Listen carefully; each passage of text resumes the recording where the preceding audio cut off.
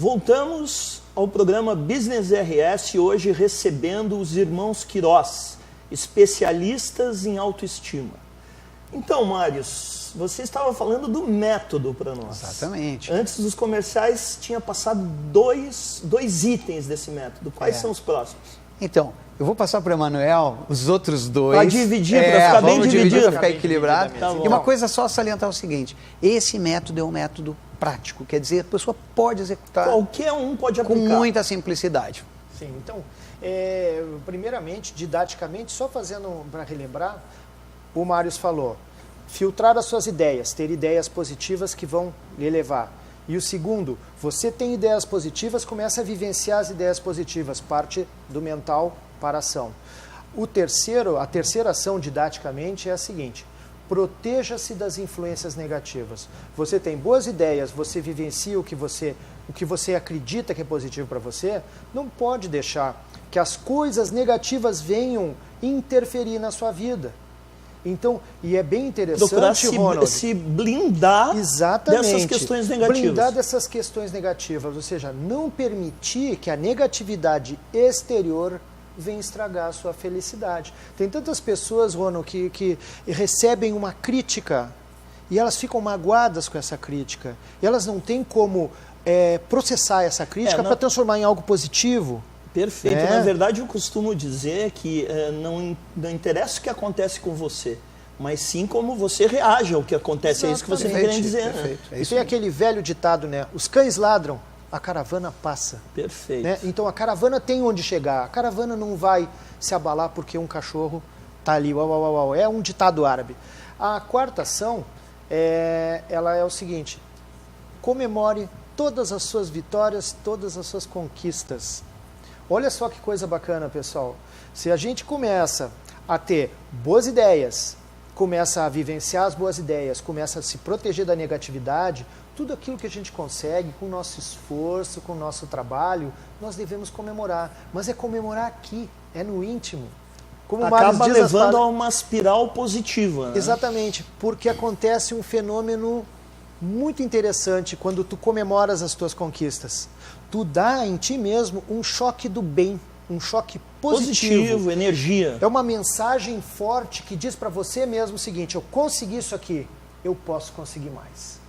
Perfeito. Eu sou capaz. E Marius, me diz uma coisa, quais as principais características de uma pessoa com autoestima elevada? Vocês devem responder muito essa pergunta, imagino.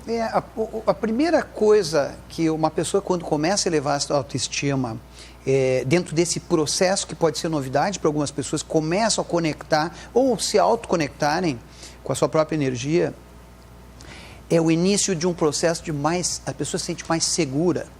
Isso é incrível, Ronald, porque quando nós estamos com a autoestima baixa, o pequeno problema se transforma num grande problema. Mas isso, como tu disseste, é a percepção que as pessoas têm. Então, vamos lá, nós vivemos num mundo onde os desafios começam quando a gente sai da cama, né? Começam as situações novas que surgem, as velhas que a gente quer resolver, e tudo isso faz parte do nosso dia a dia, de qualquer ser humano normal. Então não existe nenhuma anormalidade nisso. Agora, quando nós enfrentamos os desafios inseguros, os desafios se tornam problemas, ficam mais difíceis, nós não encontramos saídas e caminhos. Então, eu diria que a primeira característica da pessoa que melhora a sua autoestima, ela se torna mais segura, ela se torna mais confiante em si, ela sabe que de alguma forma os problemas têm solução. Então, a autoestima e a autoconfiança andam de mãos dadas. Muito próximas, e isso é o que dá força para as pessoas tomarem decisões assertivas, tomarem decisões diante de situações que exigem uma tomada de posição, porque, vou dar um exemplo, aquela coisa de ficar em cima do muro. Ah, não, eu não quero magoar A, B, e na verdade A e B estão esperando a tua posição, muitas vezes estão esperando o teu posicionamento, a tua decisão e a tua atitude. Então, quando nós não temos confiança, quando nós perdemos a confiança em nós nos tornamos fracos. Marius, pelo que eu não estou entendendo daquilo que nós estamos falando na sequência, então nós temos uma sequência lógica, vamos dizer assim, de autoconhecimento, autoestima e autoconfiança. É correto isso? Podemos dizer dessa forma. Dessa forma. Sim, porque essa progressão Tá? E se tu perceberes, Ronald, é como se fosse um caminho de reencontro. As pessoas vivem, como a gente costuma dizer, no automático. Então elas vivem a vida como tem gente que fala, né, como uma folha ao vento. Vão sendo levadas para um lado e para o outro, muitas vezes sem um objetivo, sem a projeção da sua própria vida, e aí acabam sendo vulneráveis e suscetíveis a todo tipo de situação externa. Além disso, infelizmente, existe uma grande quantidade de pessoas que vivem focadas na vida dos outros.